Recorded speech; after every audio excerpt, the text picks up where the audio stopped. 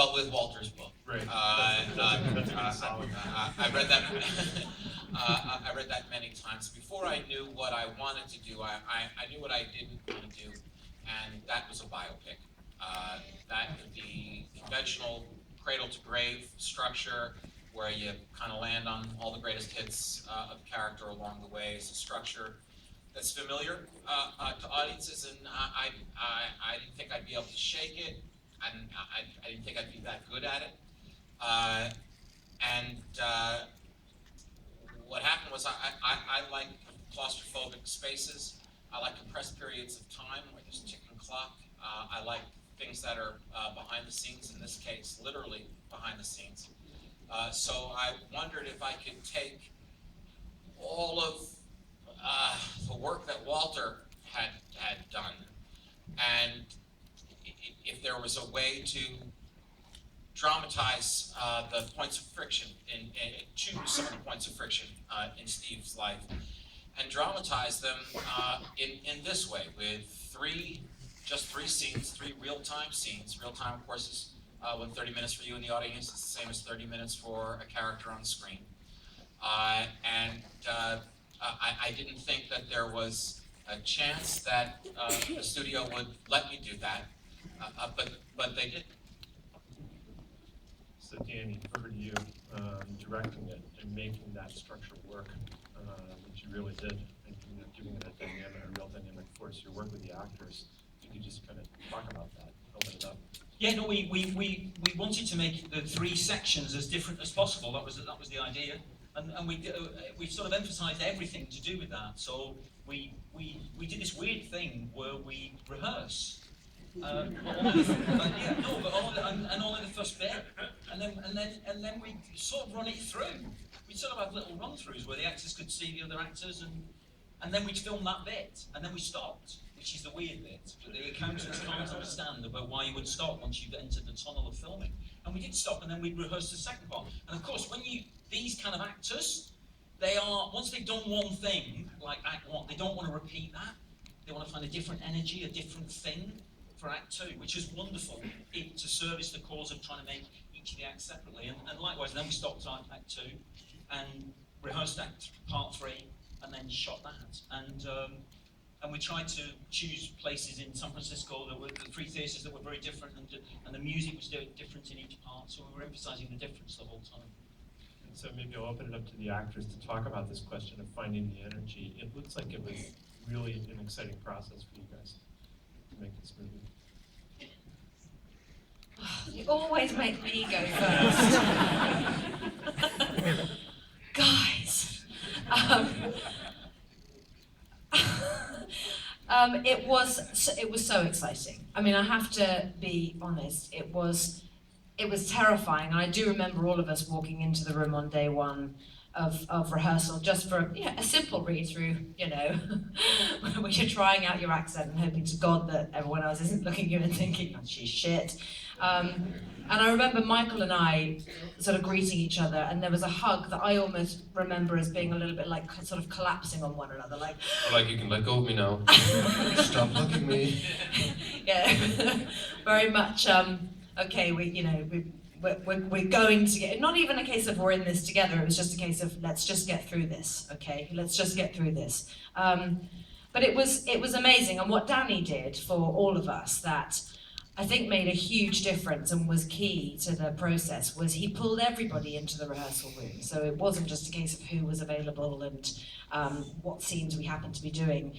Where possible, which was the majority of the time, all of the actors, no matter how big or small their roles, were in that space together.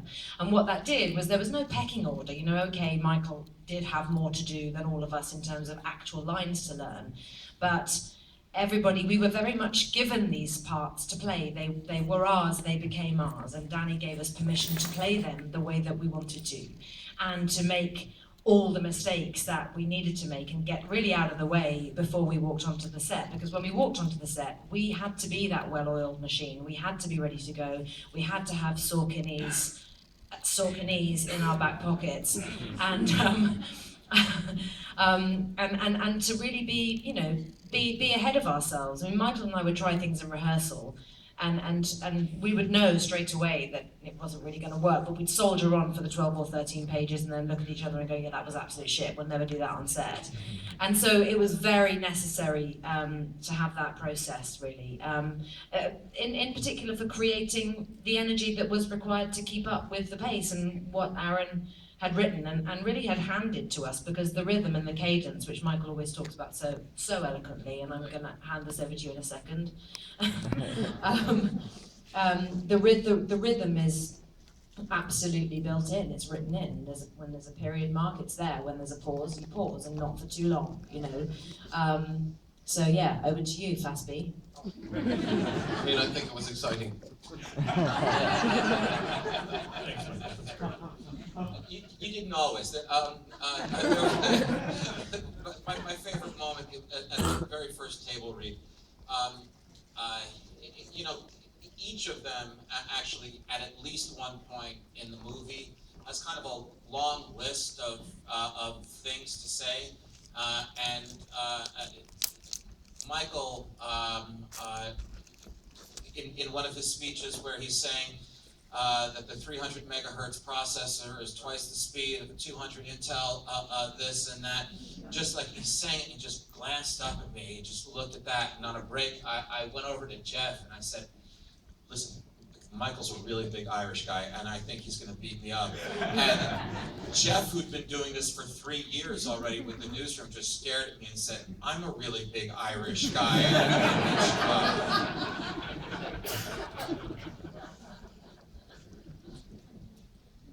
Questions? Yep.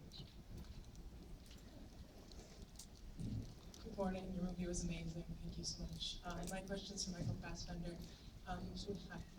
With the contemporary figure like Steve Jobs, you may have had an opinion of him, like already kind of like a perception of him going into his script, and I was wondering how it changed when you read it. I didn't really know much about him. I mean, obviously I knew who he was, but I'm not very interested in technology. I use it pretty poorly.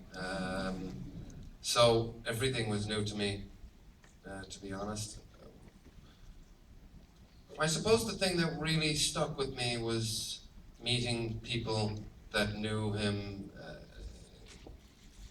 in his life through work. That we got the opportunity to meet John Scully, Joanna Hoffman, Steve Wozniak, and Andy Hertzfeld. And the one thing that stuck with me was how much of an impression that he made on these people. Obviously when he was alive, but you know, since he passed away, you could see that he was still very much present in their lives. And even if, you know, the relationships were difficult, there was a sadness and there was a love there for him that I felt was pretty clear. And that was something that stuck with me. You know, even though that there's, you know, all the stories about how he could be a hard taskmaster, and even with, you know, obviously the relationship with John Scully didn't end well, but I could really feel that there was a love there for the man.